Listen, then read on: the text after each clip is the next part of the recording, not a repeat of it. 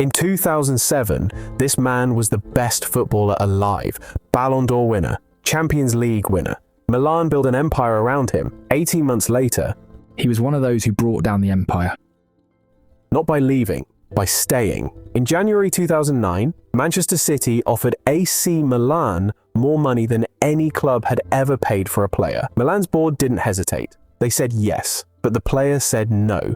He turned down more money than he'd ever been offered to stay loyal to a club that had already decided it didn't need him. This is the story of how the biggest no in transfer history helped end an era for everyone involved. To understand how big this fall was, you have to understand how high Milan actually stood. Champions League winners, their second in 3 years. Kaka wasn't just their best player, he was the best player in the world. Ballon d'Or, Champions League. A team built entirely around keeping him at the center of it. On the surface, this looked like the start of a dynasty, but underneath it, Milan had a problem money couldn't hide for long. The squad was aging, the wage bill was ballooning, and Serie A itself was already losing ground, financially and competitively, to leagues in Spain and England. Milan weren't just a club at their peak, they were a club that couldn't afford to stay there. By January 2009, Manchester City weren't just another club. 4 months earlier, Sheikh Mansour had bought them, and City needed the world to notice. They didn't just want a good player, they wanted the best one alive. So they went straight to Milan and offered more money than any club had ever paid for a footballer, over £100 million.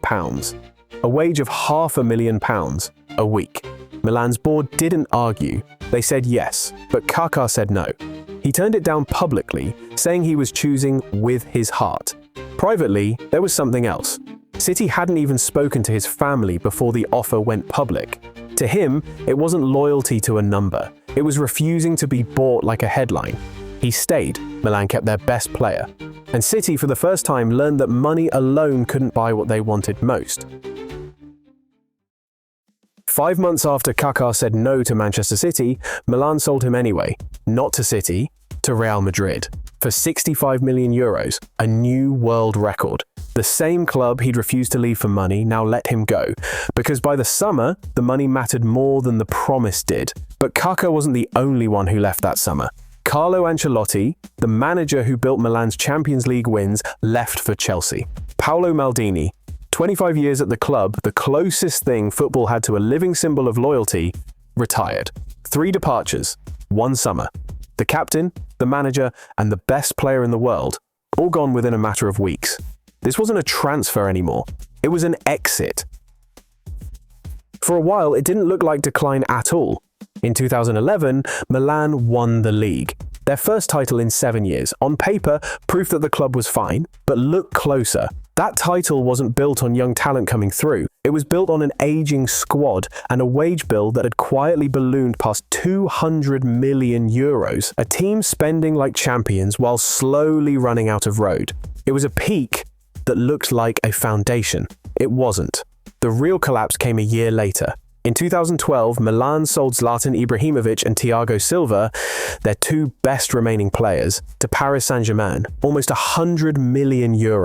Gone to a club that hadn't even existed as a superpower a year earlier. This is the sale historians point to now, not Kaka's in 2009. This one.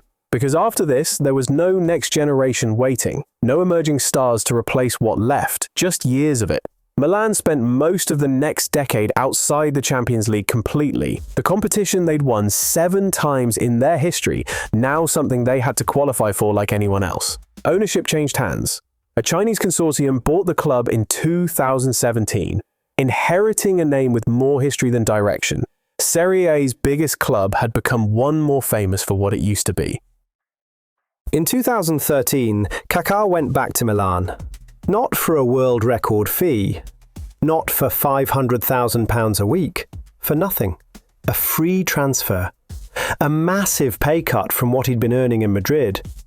The player who once turned down a fortune to stay loyal was now coming home to a club that could no longer afford to be what it once was. He wasn't the same player anymore. Injuries had taken the explosiveness that made him the best in the world. And Milan wasn't the same club either. No longer fighting for European trophies, just trying to remember what that used to feel like. Two fading names, back together, in a stadium that used to mean everything. It wasn't a comeback, it was an echo. Kaká didn't leave Milan for money. He stayed for loyalty. But loyalty couldn't save the club that gave it back to him. This wasn't the only reason Milan fell, but it might be the clearest place to watch it start. One man saying no, and an empire finding out that wasn't enough to save it. He turned down a fortune to stay, and Milan sold him anyway, 5 months later. Some stories end with a villain.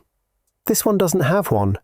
Just a club that ran out of time, and a player who found out loyalty was never really his to give.